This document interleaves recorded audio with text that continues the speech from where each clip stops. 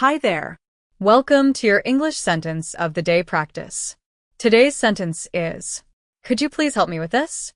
We'll repeat this sentence 21 times together to make it natural and fluent. Ready? Let's begin. Could you please help me with this? Could you please help me with this? Could you please help me with this? Could you please help me with this? Could you please help me with this? Could you please help me with this? Could you please help me with this? Could you please help me with this? Could you please help me with this? Could you please help me with this? Keep going. Speak with confidence and clarity. Could you please help me with this? Could you please help me with this? Could you please help me with this? Could you please help me with this?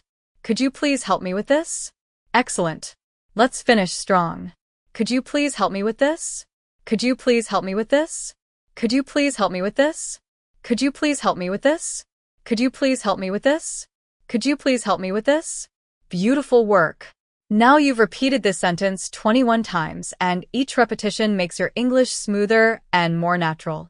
Try to use this sentence in real life today, like when you ask for help at home, at work, or in class. I'll see you tomorrow with a new English sentence of the day. Keep speaking, keep growing.